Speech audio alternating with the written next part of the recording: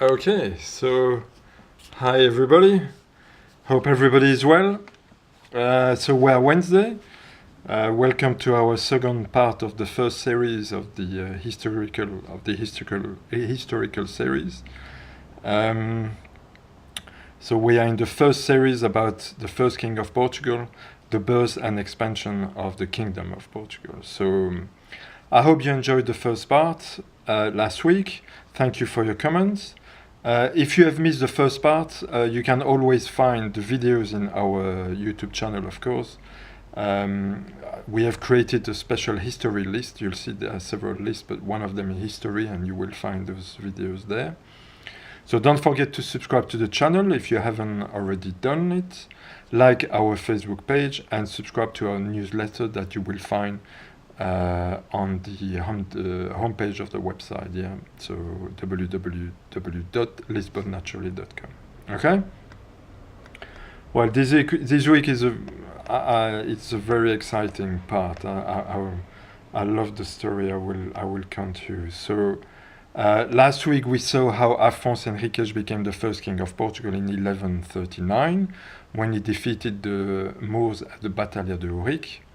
And the independence of Portugal from the Kingdom of Leon and Castile was officially recognized in 1147 in the Treaty of Zamora. So it took about 8 years for the Spanish to recognize the independence of Portugal. And that same year, in 1147, Lisbon was freed from the Moors by Afonso Henriques. Okay. So this week, I'm actually going to count you the story of his mother, Adonna or Queen Teresa, as she was called. You will know why in a few minutes. Teresa was an incredible and very powerful woman at the times of the Middle Age. I've just finished a book about her life, and she was an extraordinary character, and I really got to like her very much. So who was Teresa, apart from an incredible woman? Well, Teresa was the illegitimate daughter of King Afonso VI of Leon and Castile by Rainha Munoz.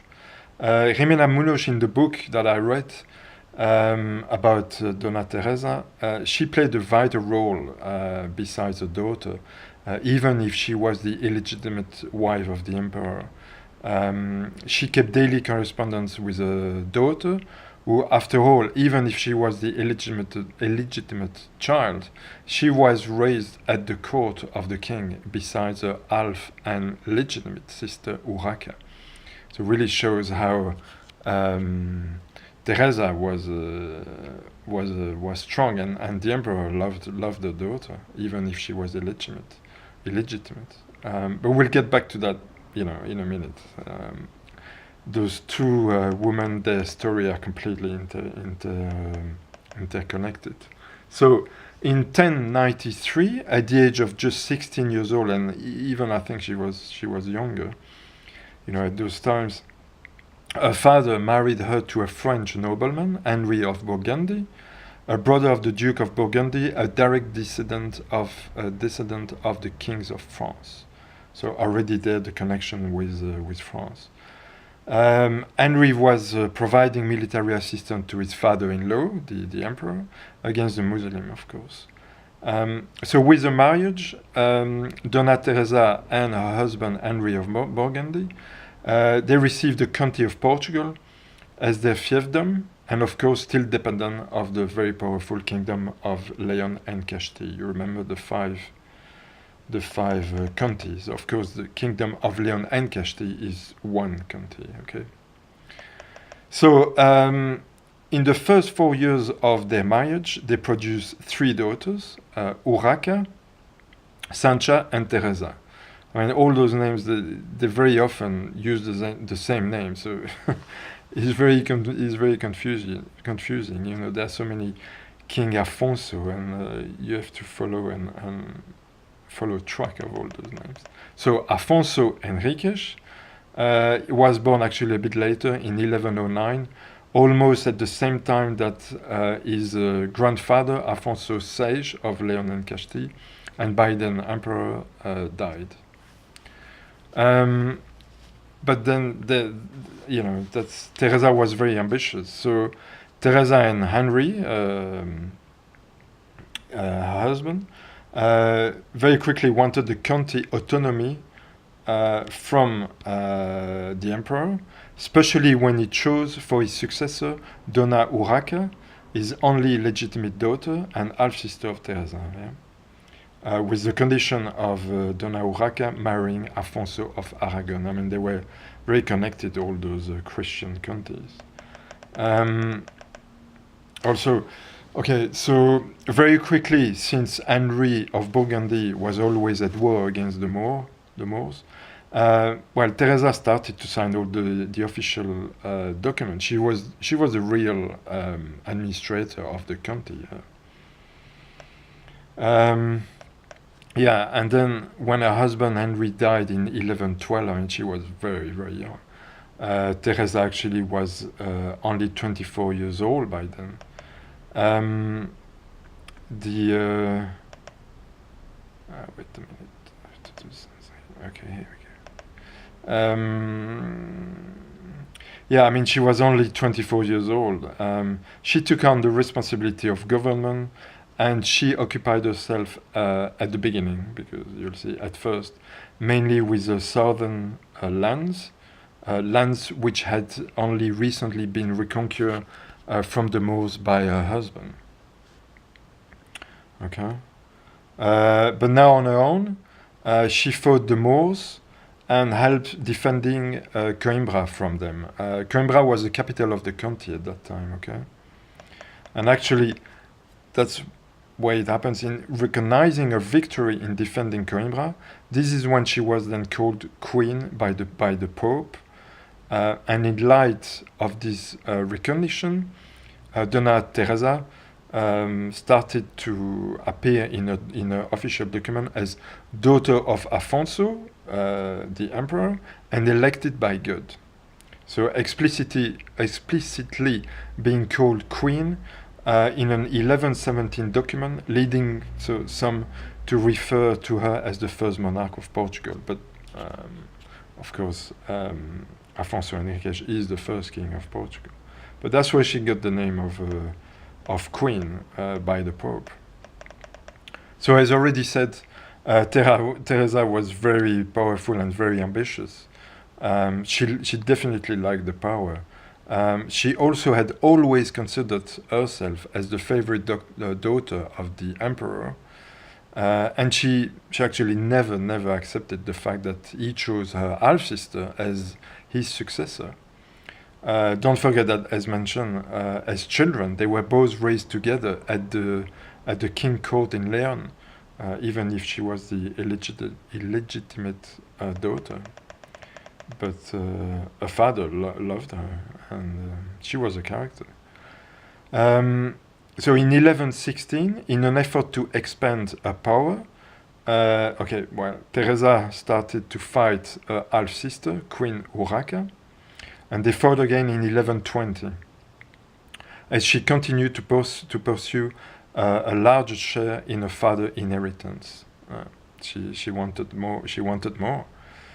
For that effect, she allied herself as a widow, of course, her husband had died, to the most powerful Galician nobleman. His name was Fernando Pérez, or Count of Trava. He was actually known more as the Count of Trava.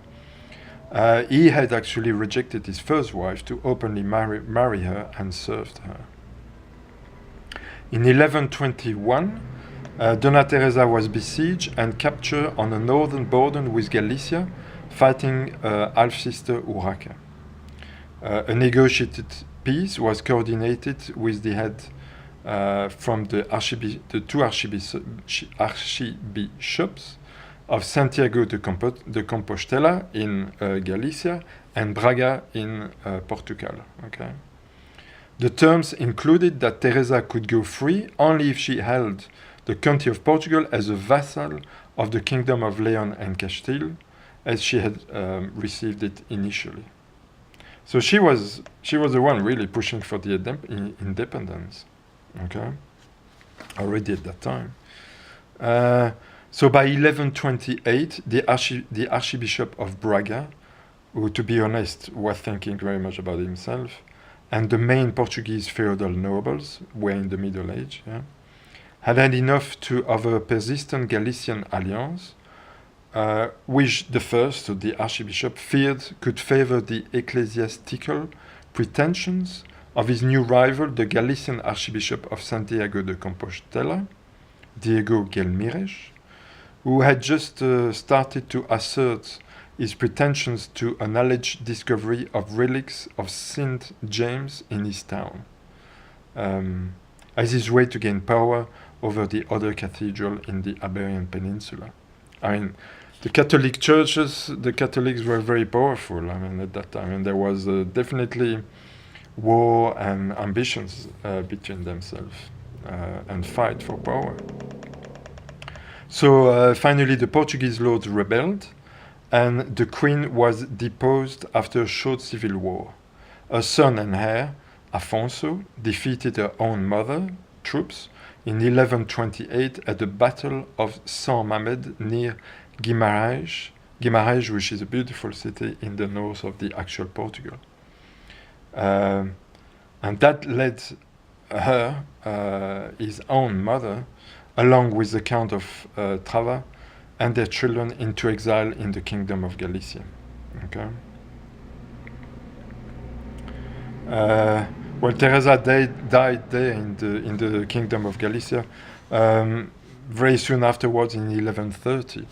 And only 9 years later, her son, Afonso Henriques, would eventually be leading the country of Portugal into a fully independent nation, as we narrated last week, you remember, in our first part. And independence which was going to be recognized in 1147 by the Kingdom of Leon and Castile, as already mentioned. So, from courageous countess who took over at her husband's death and led the country of Portugal for many, many years, and very young, Teresa became known as the unnatural mother who wanted to steal her own son his paternal heritage. Teresa and her half-sister, Urraca, the only legitimate daughter of Afonso VI, the emperor, and powerful king of Leon and Castile, they fought each other to the end for power. I mean, they were both proud personalities, ambitious, definitely, intelligent, astute, and they were, after all, and against everybody else, after the death of their respective husband, able to rule from very young, because both husbands were going to die when they were still very, very young. So we can say that they challenged conventions and questioned the woman medieval stereotypes, definitely. For that, a lot of historians say that they should be considered as great women of the past, and their memory deserves to be restored. They were incredible.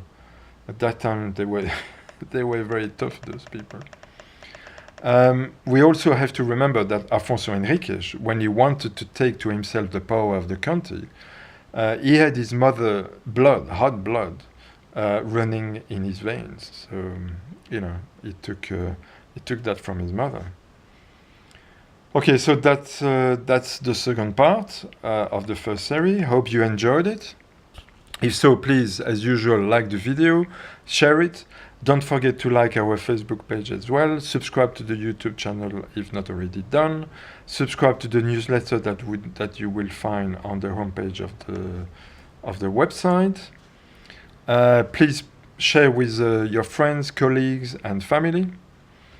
And next week we will continue this first series with stories. So we are going to go now into the consolidation and expansion of the kingdom. I have already prepared those episodes, and it's amazing. I think you will like it. I hope you will like it. So please join us next Wednesday here in our YouTube channel. Please make sure more and more people join us, subscribe to the channel, and of course, we're waiting you, your friends, family here in Lisbon. Okay? Visit the website www.lisbonnaturally.com and book your stay. We want to welcome you. Lisbon is an incredible city, and I hope these little videos about the story make you like it even more. Okay? So thank you very much, and we see you next Wednesday. Yeah, probably before, but certainly next Wednesday. Okay? Thanks very much. Thank you. Bye. See you.